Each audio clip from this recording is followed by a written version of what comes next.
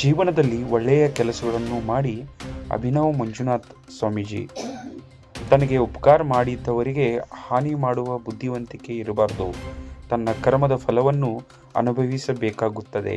ಅದರಿಂದ ಹಸಿದವರಿಗೆ ಅನ್ನದಾನ ಮಾಡಿ ತನ್ನ ಕೈಯಿಂದಲೇ ಒಳ್ಳೆಯ ಕೆಲಸ ಮಾಡಬೇಕು ಎಂದು ಒಕ್ಕೇರಿಯ ಕ್ಯಾರಗೂಡದ ಮಠದ ಶ್ರೀ ಅಭಿನವ್ ಮಂಜುನಾಥ್ ಮಹಾಸ್ವಾಮೀಜಿಗಳು ಹೇಳಿದರು.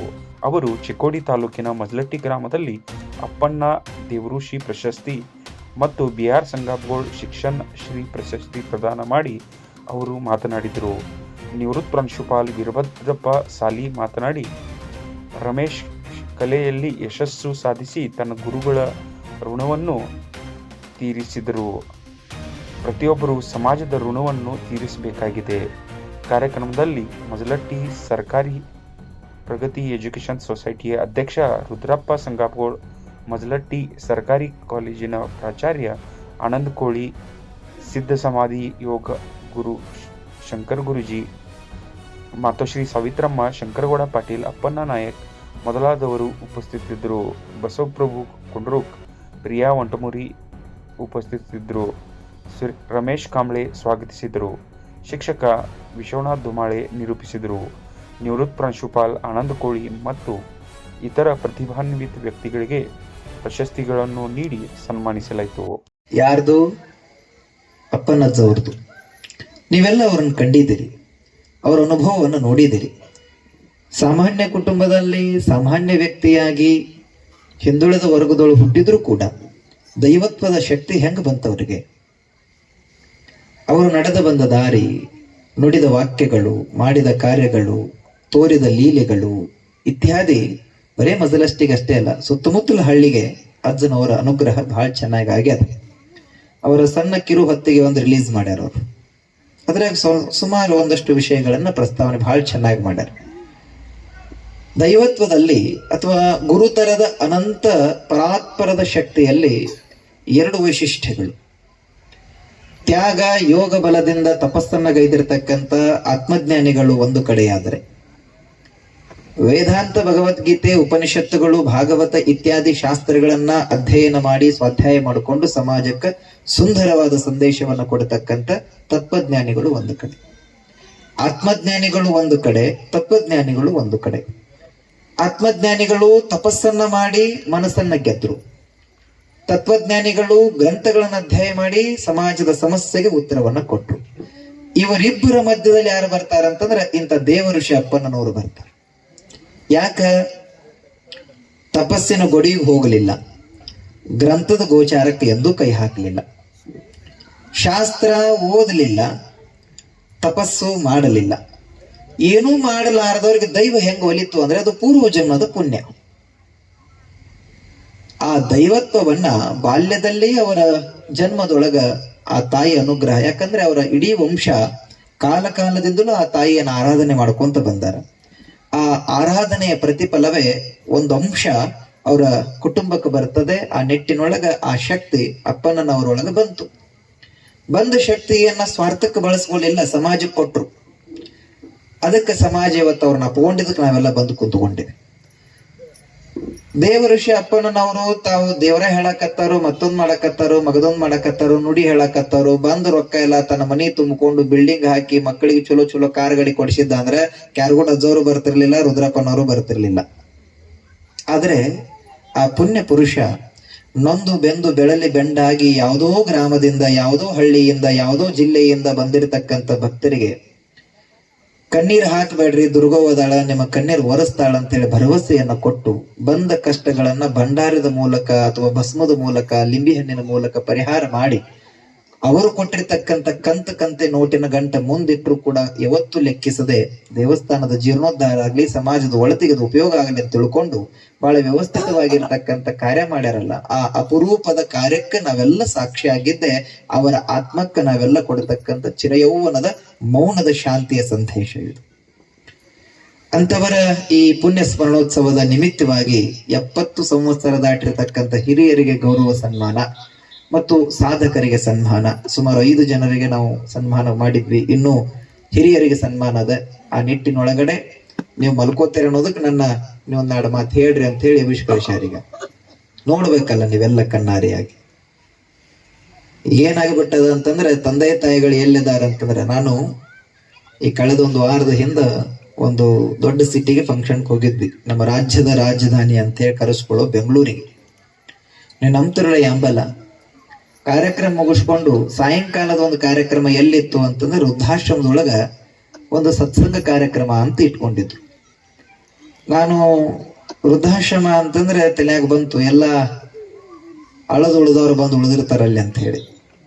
ವಯಸ್ಸಾದವ್ರು ತಂದು ಇಟ್ಟಿರ್ತಾರೆ, ಪಾಪ ಕಿವಿ ಕೇಳಲ್ಲ, ಕಣ್ಣು ಕಾಣಲ್ಲ, ನಡಿಯಾಕ ಬರೋಲ್ಲ, ಇವ್ರಿಗೇನು ಪುರಾಣ ಹೇಳಿ ಅಂತ ನಾನು. ಕಡೆಗೆ ಅವ್ರು ಹೇಳ್ಯಾರ ಅನ್ನೋ ಕಾರಣಕ್ಕೆ ವೃದ್ಧಾಶ್ರಮಕ್ಕೆ ಹೋದ್ವಿ. ಸಾಯಂಕಾಲ ಸತ್ಸಂಗ ಮುಗಿದ ಬಳಿಕ ಸುಮಾರು ಒಂದು 100-200 ಜನ ಇರ್ತಕ್ಕಂಥ ವೃದ್ಧಾಶ್ರಮ ಅದು. ಹಂಗ ಒಂದು ವಾಕ್ ಮಾಡ್ಬೇಕು ಅಂತೇಳಿ ಸುಮ್ಮನ ಅವ್ರು ಕುಳಿತಿರ್ತಕ್ಕಂಥ ಹಾಲ್ ಒಳಗೆ ಅಡ್ಡಾಡ್ಕೊಂತ ಹೊಂಟಿದ್ವಿ. ಮಾತಾಡಿಸ್ಬೇಕು ಅನ್ನೋದು ಒಂದು ಚಟ. ಹೋಗಿ ಒಬ್ರು ಹಿರಿಯರು ಕೂತ್ಕೊಂಡಿದ್ರು, ಸುಮ್ಮನೆ ಕೂತ್ಕೊಂಡಿದ್ರು, ಮಾತಿಲ್ಲ ಕತಿ ಇಲ್ಲ, ಯಾರ ಜೋಡಿ ಮಾತಾಡ್ತಿರ್ಲಿಲ್ಲ, ಸುಮ್ಮನೆ ಕೂತ್ಕೊಂಡಿದ್ದು ಪುಣ್ಯಾತ್ಮ. ಹೋಗಿ ಮಾತಾಡಿಸಿ ನಾನು, ಯಜಮಾನ್ರೆ ತಮ್ದು ಯಾವ ಊರು ಅಂತೇಳಿ. ಅವರಲ್ಲೇ ಬೆಂಗಳೂರು ಪಕ್ಕದಲ್ಲೂ ಒಂದು ಏರಿಯಾ ಹೇಳಿದ್ರು. ಮತ್ತು ತಾವೇನು ಮಾಡ್ತಿದ್ರಿ ಮೊದಲು? ಅವ್ರು ಹೇಳಿದ್ರು, ನಾನು HDFC ಬ್ಯಾಂಕಿನ ನಿವೃತ್ತ ಮ್ಯಾನೇಜರ್ ಅಂತ ಹೇಳಿದ. ಮಗ ಏನು ಮಾಡ್ತಾನೋ? ಮಗ ಫಾರಿನ್ ಕಂಟ್ರಿ ಒಳಗೆ ಜಾಬ್ ಮಾಡ್ತಾನೆ. ಸೊಸಿ ಏನು ಮಾಡ್ತಾಳು? ವೆಲ್ ಸೆಟ್ಲ್, ಅವರೆಲ್ಲ ಅಲ್ಲೇ ಅದಾರಪ್ಪ. ಇಲ್ಲಿ ನನ್ನ ಹೆಂಡ್ರು ತಿರ್ಕೊಂಡ್ಲು, ನನ್ನ ಹೆಂಡತಿ ತಿರ್ಕೊಂಡ್ ಬಳಿಕ ನನ್ನ ಮಗನ ಭಾರ ಆಜ್ಞೆ ಅಂಬಲ್ಲ ತಂದು ಇಲ್ಲಿಟ್ಟಾನು ಅಂತ ಹೇಳಿದ. ತಿರ್ಗ ಸುಮಾರು ಒಂದು 4-6 ಜನ ಹಿಂಗ ಮಾತಾಡಿಸ್ಕೊಂತಾನ ಬನ್ನಿ. ನಿನ್ನ ಮಗ ಏನ್ ಮಾಡ್ತಾನೋ, ನೀ ಏನ್? 4 ಮಂದಿನ ಮಾತಾಡಿಸೋದೋಗಿ ಸುಮಾರು ಒಂದು 20-30 ಮಂದಿನ ಮಾತಾಡಿಸ್ಕೊಂತ ಬನ್ನಿ. ಹಂಗ ನಿಮ್ ಹುಡುಗರು ಏನ್ ಮಾಡ್ತಾರ, ನಿಮ್ ಹುಡುಗರು ಏನ್ ಮಾಡ್ತಾರ. ಅಲ್ಲಿದ್ದಂತ ವೃದ್ಧಾಶ್ರಮದೊಳಗಿರುವ ಆ ವಯೋವೃದ್ಧ ತಂದೆ ತಾಯಿ ಅಂದ್ರೆ ಹೇಳಿದ್ ಒಂದ ಮಾತು, ನನ್ನ ಮಗ ನೌಕರಿ ಒಳಗ ಅದ, ನನ್ನ ಮಗ ಡಾಕ್ಟ್ರು, ನನ್ನ ಮಗ ಇಂಜಿನಿಯರ, ನನ್ನ ಮಗ ವಕೀಲ, ನನ್ನ ಮಗ BA ಮಾಡಿ ಅಲ್ಲಿ ಆ ದೇಶದೊಳಗದಾನ, ಈ ದೇಶದೊಳಗದಾನ, ಆ ರಾಜ್ಯದೊಳಗದಾನ, ಈ ರಾಜ್ಯದೊಳಗದಾನ ಅಂತೇಳಿ. ಇವನ್ನೆಲ್ಲ ಕಂಡ ಬಳಿಕ ನನಗೇನ್ ಅನಿಸ್ತು ಅಂತಂದ್ರೆ, ಈ ವೃದ್ಧಾಶ್ರಮದೊಳಗಿರ್ತಕ್ಕಂಥ ಒಬ್ಬ ಮಗ ರೈತ ಇಲ್ಲಲ್ಲ, ಅದ ದೊಡ್ಡ ಖುಷಿ ಅನಿಸ್ಬಿಟ್ಟಿತ್ತು ನಾನು. ಯಾಕ? ರೈತನ ತಂದೆ ತಾಯಿಗಳು ಯಾವತ್ತೂ ವೃದ್ಧಾಶ್ರಮದೊಳಗೆ ಇರೋದಿಲ್ಲ. ಯಾಕೆ ಇರೋದಿಲ್ಲ ಅಂತಂದ್ರೆ, ಜನ್ಮ ಕೊಟ್ಟ ತಂದೆ ತಾಯಿಗಳ ಕೊನೆ ಋಣವನ್ನ ತೀರಿಸೋ ತನಕ ಅವ್ರ ಹತ್ರನೇ ಇಟ್ಕೊಂಡಿರ್ತಾನ. ಆದ್ರೆ ಇವತ್ತು ರಮೇಶ್ ಆಗಿರಬಹುದು, ಅವ್ರ ಪರಿವಾರ, ಅವರ ತಂದೆ ಸಮಾಜದ ಮುಖಿಯಾಗಿ ಕಾರ್ಯ ಮಾಡಿದ್ದು ಒಂದನ್ನ ಹೊರತುಪಡಿಸಿದ್ರೆ, ತಂದೆಯವರ ಸ್ಮರಣಾರ್ಥವಾಗಿ ದೈವವನ್ನೆಲ್ಲ ಕೂಡಿಸಿ ನಮ್ಮ ತಂದೆಯವರು ಯಾವ ದಾರಿ ಒಳಗೆ ನಡೆದಾರ ಅದ ದಾರಿ ಒಳಗೆ ನಾನು ನಡಿಬೇಕು ಎಂಬತಕ್ಕಂತ ಆ ಆದರ್ಶಮಯವಾದ ಜೀವನ ಕಟ್ಟಿಕೊಂಡನಲ್ಲ, ಇದು ಬಹಳ ಮಹತ್ವದ್ದು. ತಂದೆ ಇಟ್ಟ ಹೆಜ್ಜೆಯಲ್ಲಿ ಆತನು ನಡೀತಕ್ಕಂಥ ಇದೊಂದು ದಾರಿ, ಇದು ಜ್ಞಾನದ ದಾರಿ ಆಗ್ತದ, ಬೆಳಕಿನ ದಾರಿ ಆಗ್ತದ. ಇದು ಸಮಾಜಕ್ಕೆ ಪ್ರಚಾರ ಅಲ್ಲ, ಪ್ರೇರಣೆ ಆಗ್ತದ. ಅಂತಾರಾಷ್ಟ್ರೀಯ ಮಟ್ಟದೊಳಗೆ ಕಲಾಕೃತಿಯನ್ನು ಮಾಡಿರ್ತಕ್ಕಂಥ ಬಹಳ ಒಳ್ಳೆಯ ಶಿಲ್ಪಿ ಆತ. ನಾವೆಲ್ಲ ಏನಂತೇವೆ, ಮಜಲಟ್ಟಿ ರಮೇಶ್ ಅಂತ ಕರಿತೀವಿ. ಆದ್ರೆ ಆ ವ್ಯಕ್ತಿಯ ವ್ಯಕ್ತಿತ್ವವೇ ಹೊರಗಡೆ ಬ್ಯಾರೆ ಅದ. ಅವರಿಗೆ ಸರ್ ಅಂತ ಮಾತಾಡೋದಿಲ್ಲ ಹೊರಗೆ ಯಾರು. ನೀವ ಪಾರ್ವ ರಮೇಶ ಅಂತ ಕರಿತೀರಿ, ಆದ್ರೆ ಹೊರಗಷ್ಟು ಗೌರವ ಇದ್ರು ತನ್ನ ಊರಿನವ್ರು ಹೆಂಗ ಕರೆದ್ರು ನಕ್ಕೊಂತ ಮಾತಾಡಿಸ್ತಾನಲ್ಲ, ಅದು ಅವ್ರ ತಂದೆಯಿಂದ ಅವನಿಗೆ ಬಂದಿರತಕ್ಕಂಥ ಗುಣ. ಆ ನಿಟ್ಟಿನೊಳಗ ಅವ್ರಷ್ಟೇ ಅಲ್ಲ, ನನ್ನ ಇಡೀ ಕಾಂಬಳೆ ಕುಟುಂಬ ಏನದೆ, ಇವರೆಲ್ಲ ಮೊದಲಿನಿಂದಲೂ ನಮ್ಮ ಮಠದ ಭಕ್ತರು. ಅಲ್ಲಿ ಕುಂತ ನನ್ನ ಪರಮ ಶಿಷ್ಯ ಅದ ತುಕಾರಾಮ, ಇವರೆಲ್ಲ ನನ್ನ ಅಗದಿ ಮಠದ ಖಾಸ ಶಿಷ್ಯ ಮಕ್ಕಳು. ಕಾಲಘಟ್ಟಕ್ಕೂ ಕೂಡ ಮಠ ನಮ್ಮ ರುದ್ರಪ್ಪನವ್ರಿಗೆ ಗೊತ್ತದೆ. ಇಂಚಿಗೇರಿ ಅಧ್ಯಾತ್ಮ ಪರಂಪರೆ ಮಠ ಹುಟ್ಟಿದ್ದೇ ಇಂತಹ ಸಣ್ಣ ಪುಟ್ಟ ಅತ್ಯಂತ ಹಿಂದುಳಿದ ವರ್ಗದ ಈ ಸಮಾಜ ಏನದೆ, ಈ ಉನ್ನತ ಸಮಾಜ ಇವ್ರು ಬ್ಯಾಡಪ್ಪ ಅಂತ ಏನ್ ದೂರಿಟ್ಟಿರ್ತಕ್ಕಂಥ ಸಂದರ್ಭ ಇತ್ತಲ್ಲ, ಆ ದೂರಿಟ್ಟಂತ ಸಂದರ್ಭದೊಳಗ ಈ ಮಠ ಬಹಳ ಸಮೀಪ ಹೋತು. ದಲಿತರು ಇತ್ಯಾದಿ ಅಂತೇಳಿ ಹೀಯಾಳಿಸಿ ದೂರಿಟ್ಟಿರ್ತಕ್ಕಂಥ ಆ ಕಾಲಘಟ್ಟಕ್ಕನೆ ನಮ್ಮ ಮಠ ಅಲ್ಲೇ ಶ್ರದ್ಧಾ ಕೇಂದ್ರವನ್ನ ನಿರ್ಮಾಣ ಮಾಡಿ ಅವರು ನಮ್ಮವರೇ ಅಂತ ತಿಳ್ಕೊಂಡು ಅಪ್ಪಿಕೊಂಡು ಅವರನ್ನ ದೇವರನ್ನಾಗಿ ಮಾಡಿಸಿರ್ತಕ್ಕಂಥ ಮಠ ನಮ್ಮದು. ಹೀಗಾಗಿ ಬಳುವಳಿಯಾಗಿ ಬಂದಿರತಕ್ಕಂಥದ್ದು ಇದು. ಜಾತಿ, ಮತ, ಪಂಥ, ಕುಲ, ಗೋತ್ರ, ಸೂತ್ರ, ಭೇದ ಭಾವ, ಬಡವ, ಬಲ್ಲಿದ, ದೀನ, ದಲಿತ ಎಂಬ ಯಾವ ಮೇಲು ಕೀಳುಗಳಿಲ್ಲ. ಅಲ್ಲಿ ದೈವತ್ವ ಒಂದೇನ ನಂಬ್ತೇನೋ. ಯಾಕೆ ನಂಬ್ತೇವೆ ಅಂದ್ರೆ ನಮ್ ಗುರುಗಳು ಅದನ್ನ ಉಪದೇಶ ಮಾಡ್ತಾರೆ. ಮಣ್ಣ ಬಿಟ್ಟರ ಮಡಿಕೆ ಇಲ್ಲ, ತನ್ನ ಬಿಟ್ಟರ ದೇವರಿಲ್ಲ. ಮಡಿಕೆ ಕುಡಿಕೆ ಆಗಬೇಕಾಗಿತ್ತಂದ್ರೆ ಹೆಂಗ ಮಣ್ಣು ಬೇಕೋ ಹಂಗ ದೇವರಾಗಬೇಕಂದ್ರೆ ನಾವೇ ಬೇಕು. ಅದನ್ನೇ ಬಸವನ್ನ ಚೆನ್ನಾಗಿ ವಿಸ್ತೃತ ರೂಪದಲ್ಲೇ ಕೊಟ್ಟ, ಅದನ್ನ ತಿರುಚಿ ಹೇಳಕತ್ತೇವ ಅಷ್ಟೇ. ದೇವರು ಕಲ್ಲಲ್ಲ ಮಣ್ಣಲ್ಲ ಅಂತಂದ್ರೆ ಮತ್ತಿದು ಬೇರೆ ಆಗ್ತದ. ಸಗುಣ ಆರಾಧನೆದೊಳಗ ಅದಿದ್ರನೇ ದೈವ. ಅಂಗನವಾಡಿ ಹುಡುಗರಿಗೆ ಉಂಡಿ ಕೊಟ್ರನ ಅಂಗನವಾಡಿಗೆ ಬರ್ತಾವ. ಪುಸ್ತಕ ಪೆನ್ ಹಿಡ್ಕೊಂಡು ಅಂಗನವಾಡಿಗೆ ಹೋದ್ರೆ ಯಾವ ಹುಡುಗರು ಅಂಗನವಾಡಿಗೆ ಬರುದಿಲ್ಲ. ಅಲ್ಲಿ ಉಂಡಿನ ಕೊಡಬೇಕು, ಪೌಷ್ಟಿಕ ಆಹಾರ ಕೊಡಬೇಕು. ಹಂಗ 10ನೇ ತರಗತಿ ವಿದ್ಯಾರ್ಥಿಗರಿಗೆ ಪೌಷ್ಟಿಕ ಆಹಾರ ಅಥವಾ ಉಂಡಿ ಅವಶ್ಯಕತೆ ಇಲ್ಲ. ಯಾಕ? ಪ್ರಭುತ್ವ ಪ್ರೌಢತ್ವ ಬಂದಿರ್ತದ. ಹಂಗ ದೈವವನ್ನ ಪ್ರಾರಂಭಿಸುವವರಿಗೆ ಮಣ್ಣು, ಕಟ್ಟಿಗೆ, ಕಲ್ಲು, ನೀರು ಬೇಕೇ ಬೇಕು. ಯಾಕ? ಅನುರೇನು ತೃಣಕಾಷ್ಟದಳು ನೆರೆದಿರತಕ್ಕಂತ ಭಗವಂತ ಕಲ್ಲಿನೊಳಗಿಲ್ಲೇನು, ಮಣ್ಣಿನೊಳಗಿಲ್ಲೇನು, ಎಲ್ಲದರೊಳಗೂ ಆತನಿದ್ದಾನೆ. ಅದರ ದೈವತ್ವದ ಸಂಬಂಧ ಅರ್ಥ ಆಗ್ಲಿಕ್ಕೆ ಮೂರ್ತಿ ರೂಪದ ಆರಾಧನೆಯನ್ನ ನಾವೆಲ್ಲ ಮಾಡ್ಕೊಂತ ಬರ್ತೇವೆ. ಹಂಗ ಬಸವಣ್ಣ ಹೇಳ್ತಿದ್ದು ತುರಿಯ ಅವಸ್ಥೆಯ ವಚನ ಅದು. ಯಾವ ವಚನ? ಕಲ್ಲು ದೇವರು ದೇವರಲ್ಲ, ಮಣ್ಣು ದೇವರು ದೇವರ ಅನ್ನೋದು ಸಾಮಾನ್ಯ ವಚನ ಅಲ್ಲ, ತುರಿಯ ಅವಸ್ಥೆಯ ಅಂದ್ರೆ 2-3 ಹಂತ ದಾಟಿದ ವಚನ. ಹಾಗಾದ್ರೆ ದೇವ್ರು ಯಾರಪ್ಪ ಅಂತ ಕೇಳಿದಾಗ ಶ್ರೀ ದೇವಋಷಿ ಅಪ್ಪಣ್ಣವರ ಪಾದಗಳಿಗೆ ನಮಸ್ಕರಿಸುತ್ತಾ, BR ಸಂಗಪ್ಪಗೋಳ ಅಜ್ಜನವರಿಗೂ ಕೂಡ ಇಲ್ಲಿ ನನ್ನ ಚಿರ ನಮಸ್ಕರಿಸುತ್ತಾ, ನಿಜವಾಗಲೂ ಬಹಳ ಖುಷಿ ಸಂಗತಿ. ಯಾಕಂದ್ರೆ ಸರ್ವಂ ಜ್ಞಾನಮಯಂ ಅಂತ ಹೇಳಿ ಹೇಳ್ತಾರೆ. ಜ್ಞಾನ ಎಂದರೆ ಪರಬ್ರಹ್ಮವೇ ಆಗಿದೆ. ಬ್ರಹ್ಮನು ಗುರುವಾಗಿದ್ದಾನೆ. ಆದ್ದರಿಂದ ಇಲ್ಲಿ ಇರ್ತಕ್ಕಂಥ ದೇವಋಷಿ ನೋಡ್ರಿ, ಹೆಸರು ಎಷ್ಟು ಚಂದ, ದೇವಋಷಿ. ಗುರುಗಳಿಗೆ ಮಹತ್ವವನ್ನು ಕೊಟ್ಟು ನನಗೆ ಕಲಿಸಿದ ವಿದ್ಯೆ ಗುರುಗಳಿಗೆ ನಾನಿವತ್ತು ಗೌರವಿಸಬೇಕು ಅನ್ನುವಂಥ ಸದುದ್ದೇಶದಿಂದ ಶ್ರೀ ರಮೇಶ್ ಸರ್ ಅವರು ನನ್ನನ್ನು ಇಲ್ಲಿ ಕರೆಸಿ ನಿಮ್ಮ ಈ ಮಜಲಟ್ಟಿ ಗ್ರಾಮದ ಎಲ್ಲ ಗುರುಹಿಯರ ಸನ್ಮುಖದಲ್ಲಿ ನನ್ನನ್ನು ಸತ್ಕರಿಸಿದ್ದಕ್ಕೆ, ವೇದಿಕೆ ಮೇಲೆ ಇದ್ದಂಥ ಎಲ್ಲ ಗುರುವೃಂದಕ್ಕೆ ಹಾಗೂ ಎಲ್ಲ ಮಜಲಟ್ಟಿ ಗ್ರಾಮದವರಿಗೆ, ವಿಶೇಷವಾಗಿ ಆಮಂತ್ರಿಸಿದಂಥ ರಮೇಶ್ ಅವರಿಗೆ ನನ್ನ ಹೃತ್ಪೂರ್ವಕ ಧನ್ಯವಾದಗಳನ್ನ ಮೊಟ್ಟ ಮೊದಲು ಸಲ್ಲಿಸ್ತಾ ಇದ್ದೇನೆ. ಗುರು ದರ್ಶನಂ ಪುಣ್ಯಂ ಅಂತ ಹೇಳ್ತಾರೆ. ಗುರು ಸ್ಪರ್ಶನಂ ಪಾಪನಾಶಂ, ವಂದನಾಂ ಸರ್ವತೀರ್ಥ ದರ್ಶನಂ, ಭಾಷಣಂ ಮೋಕ್ಷದಾಯಕಂ ಅಂತ. ಗುರುವಿನ ದರ್ಶನವನ್ನು ಮಾಡಿದರೆ ಸಾಕು ನಮಗ ಪುಣ್ಯ ಲಭಿಸ್ತೈತೆ. ಇನ್ನು ಸ್ಪರ್ಶ ಮಾಡಿದಂತೂ ನಮ್ಮ ಇಡೀ ಎಲ್ಲಾ ಪಾಪಗಳ ಸಹಿತ ನಾಶ ಆಗಿ ಹೋಗ್ತಾವ ಅನ್ನೋಂಥ ಮಾತನ್ನ ಇಲ್ಲಿ ಹೇಳ್ತಾ, ಇನ್ನು ವಂದಿಸಿದ್ರೆ ನಮ್ಮ ಎಷ್ಟು ನಾವು ಸರ್ವತೀರ್ಥ ದರ್ಶನವನ್ನ ಮಾಡಿದಂತ ಪುಣ್ಯ ಲಭಿಸ್ತೈತೆ, ಮೋಕ್ಷ ನಮಗೆ ಸಿಗ್ತೈತೆ ಅನ್ನುವಂತ ಮಾತನ್ನ ಇಲ್ಲಿ ಹೇಳ್ತಾ, ಯಾಕಂದ್ರೆ ನಾವು ಏನಾಯ್ತು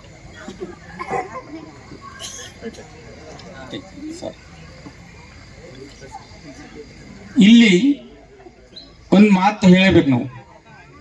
ನಾವು ಈ ಭೂಮಿಗೆ ಬಂದ ಮೇಲೆ ಒಂದಿಲ್ಲ ಒಂದು ರೀತಿಯಲ್ಲಿ ನಾವು ಒಂದಿಷ್ಟು ಋಣವನ್ನು ಹೊತ್ಕೊಂಡು ಬಂದಿರ್ತೇವೆ. ಋಣಭಾರ ಅನ್ನುವಂಥದ್ದು ನಮ್ಮ ಈಗ ಹೇಗೆ ಪಂಚಭೂತಗಳದಾವಲ್ಲ, ಹಂಗ ಪಂಚ ಋಣಭಾರ ನಮ್ಮ ಮೇಲೆ ಇರ್ತೈತಿ. ಆ ಋಣಭಾರವನ್ನು ತೀರಿಸಬೇಕಾದ್ರೆ ನಾವು ಏನಾದ್ರೂ ಪ್ರತ್ಯುಪಕಾರ ಮಾಡಲೇಬೇಕು ಅಂತ ರಮೇಶ ತನ್ನ ಮೇಲಿದ್ದಂತ ಋಣಭಾರವನ್ನ ಇವತ್ತು ನನ್ನಲ್ಲಿ ಕರೆದ ಪ್ರತಿಫಲ ನೀಡಿ ತನ್ನ ಋಣವನ್ನ ತೀರಿಸಿದ್ದಾನೆ. ಆ ಋಣಭಾರಗಳು ಇರ್ಲಿ ಸರ್ ಯಾವುವು ಅಂತಂದ್ರೆ ತಂದೆ, ತಾಯಿ, ಗುರು, ದೈವ ಮತ್ತು ಪರಿಸರ. ಇವು 5 ಪಂಚಭೂತಗಳಂತೆ ನಮ್ಮಲ್ಲಿರ್ತಕ್ಕಂಥ ಋಣಭಾರಗಳು. ತಾಯಿಯ ಮೊದಲನೇ ಋಣಭಾರ ನನಗೆ ಬಹಳ ಖುಷಿ ಆಗ್ತಾ ಇದೆ. 70 ದಶಕಗಳನ್ನ ಮೀರಿದಂತ 70 ವರ್ಷಗಳ ಪೂರೈಸಿದಂತ ತಾಯಂದಿರಿಗೆ ಇವತ್ತು ಇಲ್ಲಿ ಗೌರವಿಸುವಂತ ಒಂದು ಕಾರ್ಯಕ್ರಮ ಇದೆ ಅಲ್ಲ, ಆ ಎಲ್ಲ ತಾಯಂದಿರಲ್ಲಿ ಬಂದು ಕುಂತಿದ್ದಾರೆ. ಅಂತ ತಾಯಿಯ ಋಣವನ್ನು ತೀರಿಸಲು ನಮ್ಮ ಕೈಯಲ್ಲಿ ಸಾಧ್ಯ ಇಲ್ಲ. ಯಾಕಂದ್ರೆ ನೆನಪು ಮಾಡ್ಕೊಡ್ರಿ, ನಾವು ತಾಯಿಯನ್ನ ಯಾವ ರೀತಿ ಮೊದಲು ಎಷ್ಟು ರೀತಿಯಿಂದ ನಾವು ಆಕೆಗೆ ಅನ್ಯಾಯವನ್ನು ಮಾಡಿರ್ತೇವೆ. ತಾಯಿ ಮೇಲೆ ಮಾಡ್ತಕ್ಕಂಥ ನಮ್ಮ ಏನು ತೊಡಿ ಮೇಲೆ ಕುಂತು ಅವಳು ನಮ್ಮನ್ನ ಎಷ್ಟು ನಾವು ಕಷ್ಟ ಕೊಟ್ಟರು ಅಷ್ಟೇ ಮುದ್ದಾಗಿ ನಮ್ಮನ್ನ ಸಾಕಿದಂತ ತಾಯಿಯ ಋಣವನ್ನ ಈ ಜನ್ಮದಲ್ಲಿ ಸಾಗಿಸಲು ಸಾಧ್ಯ ಇಲ್ಲ. ಅದರಂತೆ ಇನ್ನು ತಂದೆ ತಾಯಿಯ ಋಣಭಾರ ಆದ್ಮೇಲೆ ತಂದೆ ಎರಡನೇ ಗುರು ಅವನು. ತಂದೆಯ ಋಣಭಾರವನ್ನ ಯಾಕಂದ್ರೆ ತನ್ನ ಕಷ್ಟದಲ್ಲಿ ಎಷ್ಟೋ ಹೊಲದಲ್ಲಿ ಕೆಲಸ ಮಾಡಿ ಅನೇಕ ತನ್ನ ಎಲ್ಲ ಇರ್ತಕ್ಕಂಥ ಕಷ್ಟಗಳಲ್ಲಿ ಸಹಿತ ಮಗನಿಗೆ ಉತ್ತಮವಾದಂತ ಶಿಕ್ಷಣವನ್ನು ಕೊಟ್ಟಿದ್ದು ಅಂತ ಒಂದು ಋಣವನ್ನ ನಾವು ತೀರಿಸಲು ಸಾಧ್ಯ ಇಲ್ಲ ಅನ್ನುವಂತ ಮಾತನ್ನು ಹೇಳ್ತೇನೆ. ಇನ್ನು ಗುರುವಿನ ಋಣ ಅಂತೂ ಯಾರು ತೀರ್ಸಕ್ ಸಾಧ್ಯ ಇಲ್ಲ. ಯಾಕಂದ್ರೆ ಇವತ್ತು ಗುರು ಆಗ್ಬೋದು, ಶಿಷ್ಯ ನಾಳೆ ಗುರು ಆಗ್ಬೋದು. ಹೆಂಗ ಹೇಳ್ಬೇಕಂದ್ರೆ ಒಂದು ಊರಲ್ಲಿ ಒಬ್ಬ ದನ ಕಾಯೋ ಇದ್ದಂತೆ. ಹೊಳೆ ಮೇಲೆ ದನ ಕಾಯ್ತಾ ಅಂತ ಇದ್ದ. ಅಲ್ಲಿ ಒಬ್ಬ ಬ್ರಾಹ್ಮಣ ಬರ್ತಾನೆ. ಬಂದು ದಿವಸ ಹೊಳೆ ದಂಡೆ ಮೇಲೆ ಕುಂತು ಯೋಗ ಮಾಡ್ತಿರ್ತಾನೆ. ಯೋಗ ಮಾಡುವಂತ ಸಂದರ್ಭದಲ್ಲಿ ಇವ್ ದಿವಸ ಬರ್ತಾನು, ಮೂಗ್ ಮುಚ್ಕೊಂತಾನು, ಮತ್ತೆ ಹಿಂಗ್ ಹಿಡ್ಕೊತಾನು, ಹೇಳ್ತಾನೋ ಕುಂಡಿರ್ತಾನೋ, ಏನಿದು ಅಂತ ಹೇಳಿ ಆ ದನಕಾವನಿಗೆ ಆಶ್ಚರ್ಯ ಅನಿಸ್ತಿತ್ತು. ಅವನು ಕೇಳ್ತಾನ, ಏನಪ್ಪಾ ಇದು ಹಿಂಗ್ ಮಾಡ್ತೀಯ? ಹುಡುಗ ಕೇಳ್ತಾನೋ. ಹುಡುಗ ಹೇಳ್ತಾನ ಅವಾಗ ಏನಂದ್ರೆ, ಗಟ್ಟಿಗೆ ಮೂಗು ಮುಚ್ಕೊಂಡ್ರೆ ದೇವ್ರ ಪ್ರತ್ಯಕ್ಷ ಕಾಣು ಅನ್ನುವಂತ ಮಾತನ್ನ ಅವ ಆತನಿಗೆ ಹೇಳ್ತಾನ. ಹೇಳಿದ್ನಲ್ಲ, ನೀವು ಮರನೇ ದಿನ ಬರೋ ಹೊತ್ನಾಗ ದನಕಾಯಿ ಹುಡುಗ ಗಟ್ಟಿಯಾಗಿ ಮೂಗು ಮುಗ್ಸ್ಕೊಂಡ್ ಕುಂತ ಬಿಟ್ಟಿರ್ತಾನೆ. ಗಟ್ಟಿಯಾಗಿ ಮೂಗು ಮುಗ್ಸ್ಕೊಂಡ್ ಕುಂತಾಗ ಉಸಿರುಗಟ್ಟು ಸಂದರ್ಭ ಬಂದ್ರು ಆ ಮೂಗನ್ ಬಿಡಂಗಿಲ್ಲ.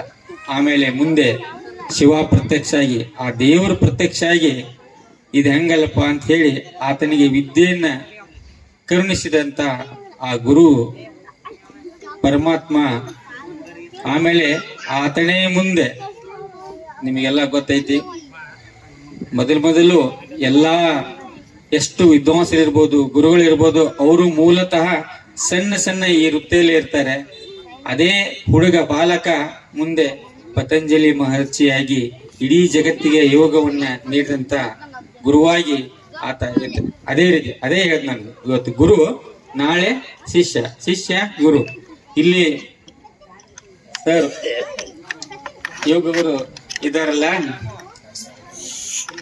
ಅವ್ರು ನಿಜವಾಗ್ಲೂ ನನಗೆ ಬಹಳ ತುಂಬಾ ಆತ್ಮೀಯರು.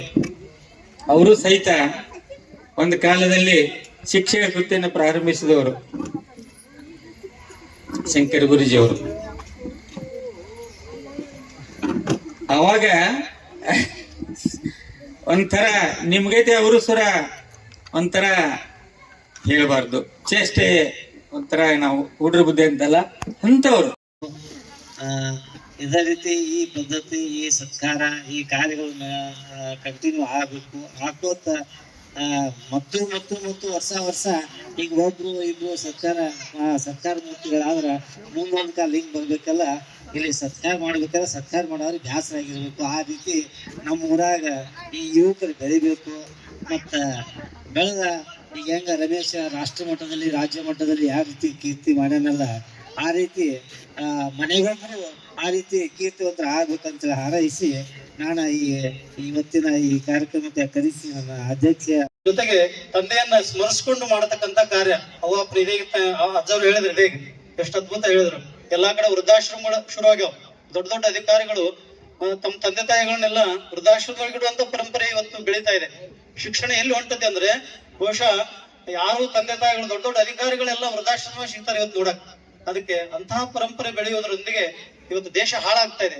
ಅದಕ್ಕೆ ಇಂಥ ಸಣ್ಣ ಹಳ್ಳಿ ಒಳಗೆ ತಂದೆಯನ್ನ ಸ್ಮರಣೆ ಮಾಡೋದು, ವಿಶೇಷವಾಗಿ ಅಪ್ಪನ ಸ್ಮರಣೆ ಮಾಡೋದು ಸಾಧಾರಣವಾಗಿ ಸ್ಮರಣೆ ಮಾಡೋದಲ್ಲ, ಉಳಿದ ತಂದೆ ತಾಯಿಗಳು ಊರಿನೊಳಗಿರತಕ್ಕಂಥ ಹಿರಿಯರನ್ನ, ಸಮಾಜವನ್ನ ಸತ್ಕರಿಸುವಂತ ಒಂದು ಬುದ್ಧಿಯನ್ನ, ಒಂದು ಮನೋಭಾವನೆಯನ್ನ ತೋರಿಸಿ ತಮ್ಮ ಕಾರ್ಯವನ್ನ ಸತ್ಕಾರ ತಮ್ಮ ಎಷ್ಟು ಖರ್ಚು ಮಾಡ್ಯಾರ ಅಂದ್ರೆ ನೋಡ್ರಿ, ಅಷ್ಟು ದುಡ್ಡು ಜೀವನದಲ್ಲಿ ಎಷ್ಟು ಬೇಕಷ್ಟು ಜನ ದುಡ್ಡು ಐತಿ, ಆದ್ರೆ ಸತ್ಕಾರ್ಯಕ್ಕೆ ಉಪಯೋಗ ಆಗ್ತಾ ಇದೆ ಅವ್ರ ದುಡ್ಡು.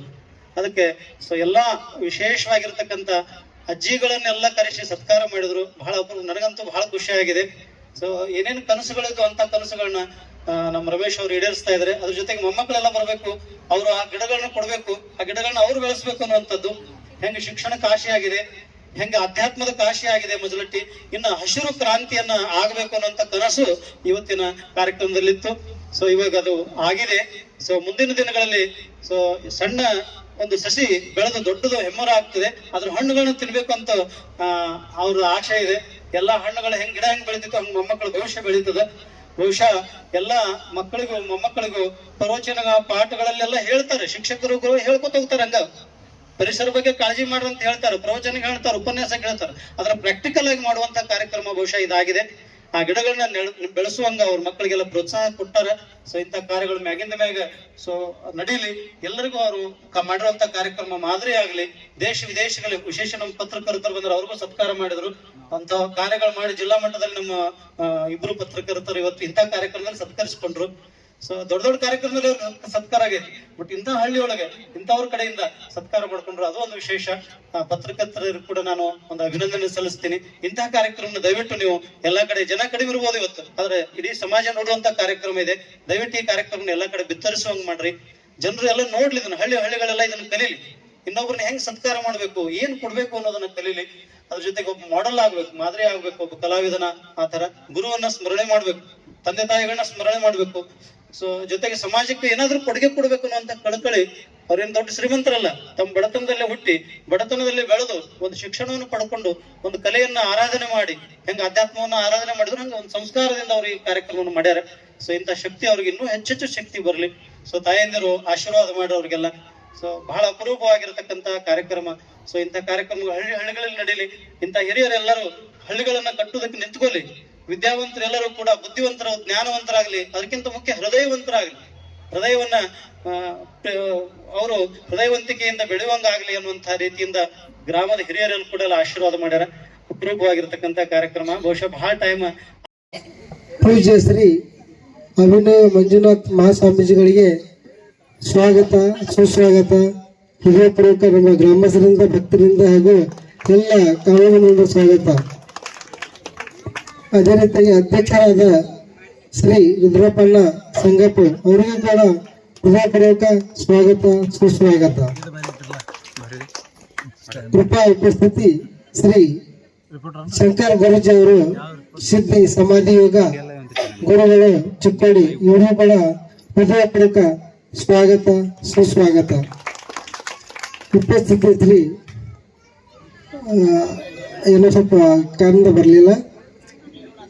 ಅದೇ ರೀತಿಯಾಗಿ ಮಾತೋಶ್ರೀ ಸಾವಿತ್ರಮ್ಮ, ಶ್ರೀ ಅಲ್ಲಪ್ರಭು ಮಂದಿರ ಮದ್ದಟ್ಟಿ, ಇವರಿಗೂ ಕೂಡ ಹೃದಯಪೂರ್ವಕ ಸ್ವಾಗತ, ಸುಸ್ವಾಗತ. ನಮ್ಮೂರಿನ ಹೆಮ್ಮೆಯ ಗೌಡರು ಹಾಗೂ ನೂತನವಾಗಿ ಅಧ್ಯಕ್ಷರಾಗಿ ಆಯ್ಕೆಯಾದ ಶ್ರೀ ಶಂಕರಗೌಡ ಬಿ ಪಾಡ್ಲರಿಗೆ ಹೃದಯಪೂರ್ವಕ ಸ್ವಾಗತ, ಸುಸ್ವಾಗತ. ಅದೇ ರೀತಿಯಾಗಿ ಈ ನಮ್ಮ ಊರಿನ ಹಿರಿಯರಾದ ಅಪ್ಪನ ನಾಯಕ್ ಅವರು ವಿಶೇಷ ಸ್ವಾಗತ. ಯಾಕಂದ್ರೆ ಈ ದೇವಸ್ಥಾನ ನಮ್ಮ ತಂದೆಯವರಿಗೆ ಬೆನ್ನೆಲುಬಾಗಿ ನಿಂತು ಈ ದೇವಸ್ಥಾನವನ್ನು ಸ್ಥಾಪನೆ ಬಹಳ ಶ್ರಮ ಪಟ್ಟಿದ್ದಾರೆ. ಅವರಿಗೂ ಕೂಡ ಹೃದಯಪೂರ್ವಕವಾದ ಸ್ವಾಗತ, ಸುಸ್ವಾಗತ. ಅತಿ ಎಲ್ಲರೂ ಒಂದು ಈ 2015 ಈ ಇಶ್ವಿಯಲ್ಲಿ ನಮ್ಮ ರತ್ನಗಳು ಬಂದಿದ್ದಾರೆ. ಇಲ್ಲಿ 70 ವರ್ಷದ ಪೌರಷದ ಗ್ರಾಮಸ್ಥ ಹಿರಿಯ ಸತ್ಕಾರದ ಅವರಿಗೆ ಹೃದಯಪೂರ್ವಕ ಸ್ವಾಗತ, ಸುಸ್ವಾಗತ. ಯಾಕಂದ್ರೆ ಹಿರಿಯರ ಇಲ್ಲದ ಮನಿ, ದೇವಸ್ಥಾನದ ದೇವರಿಲ್ಲದ ಗುಡಿ, ಆ ಕಳ್ಕೊಂಡವರಿಗೆ ಗೊತ್ತು. ಅದರ ಅಂತ ನಮ್ಮ ಜೀವಗಳಲ್ಲಿ ಬಂದವ ಅವರಿಗೆ ಹೃದಯಪೂರ್ವಕ ಸ್ವಾಗತ, ಸುಸ್ವಾಗತ. ಅದೇ ರೀತಿಯಾಗಿ ಒಂದು ವಿಶೇಷವಾದ ಸಂಕಲ್ಪ ಇಟ್ಕೊಂಡಿದ್ದೀವಿ. ಏನಾದ್ರೂ ಸಮಾಜ ಕೊಡುಗೆ ಅಥವಾ ಈ ನಮ್ಮ ರಾಜ್ಯಕ್ಕೆ, ನಮ್ಮ ದೇಶಕ್ಕೆ ಕೊಡುಗೆ ರತ್ನಗಳನ್ನು ಕೊಟ್ಟು ಏನಾದ್ರು ಒಂದು ಅಲ್ಪ ಪ್ರೋತ್ಸಾಹ ಅಥವಾ ಏನಾದ್ರು ಸಾಧಕರಿಗೆ ಒಂದು ಸಾಧನೆ ಮಾಡುವಂತ ಕಾರ್ಯಕ್ರಮ ನೇಮಿಸಿಕೊಂಡಿದ್ದೀವಿ. ಅದರಲ್ಲಿ ನಮ್ಮ PU ಕಾಲೇಜಿನ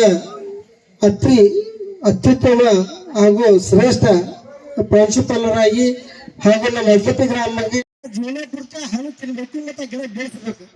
ಅದಕ್ಕಂತ ಅವರು ಅಜ್ಜಿ ಜೊತೆ ಮೊಮ್ಮಕ್ಕಳಿಗೆ ಮಾತ್ರ ರಿಕ್ವೆಸ್ಟ್ ಹೇಳಿದ್ರು. ಕೆಲವರು ಬಂದು ಮಾಸ್ಲಿ ಬರಂಗಿಲ್ಲ. ಅದ್ರ ಒಂದೇ ಉದ್ದೇಶ ಇದು, ಯಾವ ಒಂದು ಗಿಡನೂ ಮಾಸ್ ಆಗಬಾರದು. ನಾ ಪ್ರತಿಯೊಬ್ಬರ ಮನೆಗೆ ಹೋಗಿ ಅಜ್ಜಿ ಜೋಡಿ ಮೊಮ್ಮಕ್ಕಳ ಜೋಡಿ ಹೊಲ್ದಾಗ ಏನು ಅವ್ರಿಗೆ ಇಚ್ಛೆ ಐತೆ ಅಲ್ಲಿ ಗಿಡ ತೆಗಿಸಿ ಅವ್ರು ಬೇಗ ಹಾಕ್ತಾರಲ್ಲ ಚೆಕ್ ಮಾಡೋದೈತಿ. ಆಮೇಲೆ ಮೊದಲ 20 ಗಿಡ ಬೆಳಿಬೇಕಾ ಅದು ಸ್ಟಾರ್ಟಿಂಗ್ ಗುರುಜಿ ಅವ್ರು ಹಿರಿಯರ ಮಾರ್ಗದರ್ಶನ ಗುರುಜಿ ಒಂದು ಹಂಚ್ಕೊಂಡ ಹಿಂಗೆ ಸ್ವಲ್ಪ ಏನೋ ಸಂಕಲ್ಪ ಐತಿರ ಅಂತೇಳಿ ಈಗ ರಮೇಶ್ ಅದು ವಿಶೇಷ ತಡೆ ಅಂತ ಹೇಳಿದ್ರು ಅವ್ರು ಅದ್ಭುತ ಅವ್ರ ಗುರು ಶಕ್ತಿ ನಮ್ಮ ಜೊತೆ ಐತಿ. ಆಮೇಲೆ ಮೊದಲಕ್ಕೆ ಊರ 20 ಗಿಡ 20 ಮನೆತನ ಹಣ್ಣು ತಿನ್ನಬೇಕು. ಆದ್ರೆ ಇವ್ರು ಯಾರು ಮೊಮ್ಮಕ್ಕಳಲ್ಲ ಅವರು ಪುಣ್ಯವಂತರು. ಅಜ್ಜಿ ಮತ್ತು ಮೊಮ್ಮಗನ ಸಂಬಂಧ ಈ ಜೀವನ ಬಿಟ್ಟು ಯಾರು ಕೊಡಕ್ ಆಗಂಗಿಲ್ಲ.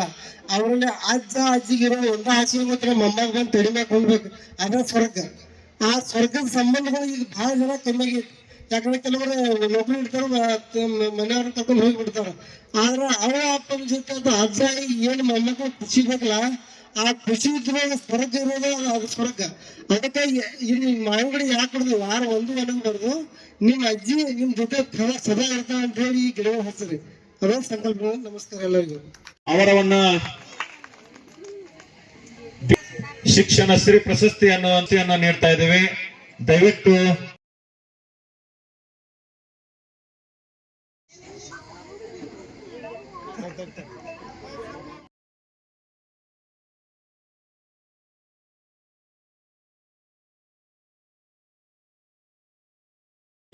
ತಹಸೀಲ್ದಾರ್ ವಿಶೇಷವಾದಂತಹ ವ್ಯಕ್ತಿತ್ವವನ್ನು ವಹಿಸಿದಂತ ನಮ್ಮ ಸಂಜೀವ್ ಕಾಂಬ್ಳೆ ಅವರಿಗೆ ಒಂದು ಜೋರಾದ ಚಪ್ಪಾಳೆ ಬರಬೇಕು. ಅದೇ ರೀತಿ ನನ್ನ ಆತ್ಮೀಯ ಮಿತ್ರರಾದಂತಹ ಹಾಗೂ ಪತ್ರಕರ್ತರಾದಂತಹ ಕಾಶಿನಾಥ್ ಕೂಡ ಬಂದಿದ್ದಾರೆ. ಅವರನ್ನು ಕೂಡ ಒಂದು ಸತ್ಕಾರವನ್ನು ನೆರವೇರ್ತಾ ಇದೆ. ದಯವಿಟ್ಟು ಅವರು ಕೂಡ ವೇದಿಕೆಗೆ ಬಂದು ಸತ್ಕಾರವನ್ನು ಸ್ವೀಕರಿಸಬೇಕಾಗಿ ಕೇಳ್ಕೊತಾ ಇದ್ದೀನಿ. ರಮೇಶ್ ಮುಂದೆ.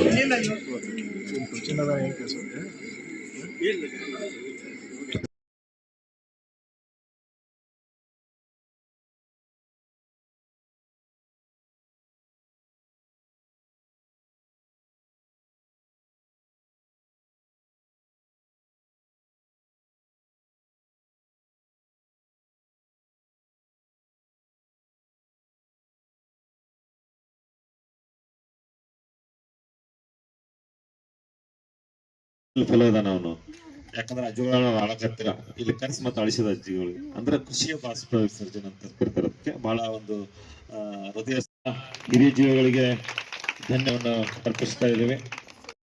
ಕಾರ್ಯಕ್ರಮದ ಅಧ್ಯಕ್ಷರಾದಂತ ಸಂಗಪ್ಪಜ್ಜರು ಕನಸಿತ್ತು, ಅದನ್ನ ನನಸು ಮಾಡ್ಲಿಕ್ಕೆ ಹಗರಣವೇ ನಾನು ಬಹಳ ರೋಡ್ಗಳಾಗಬೇಕು ಅನ್ನೋಂಥದ್ದು ಕೆಲವರಿಗೆ ಗೊತ್ತಿರಂಗಿಲ್ಲ. ಯಾಕಂದ್ರೆ ನೀವು ಊರನವ್ರಿಗೆ ಗೊತ್ತಿರ್ತದೆ. ಅಷ್ಟೊಂದು ಶ್ರಮಜೀವಿ ಉನ್ನತ ಮಟ್ಟಕ್ಕೆ ತರುತ್ತಿರುವಂತ ನಮ್ಮ ರುದ್ರಪ್ಪ ಸಂಗಪ್ಪ ಅವರಿಗೆ ಒಂದು ಜೋರಾದ ಚಪ್ಪಾಳೆ ಬರಬೇಕು. ನಮ್ಮ ಯೋಗ ಗುರುಗಳಾದಂತ ಶಂಕರ್ ಗುರು ಆಶೀರ್ವಚನ ನೀಡಬೇಕಂತ ಹೇಳಿ ಕೇಳ್ಕೊತಾ ಇದ್ದೀನಿ.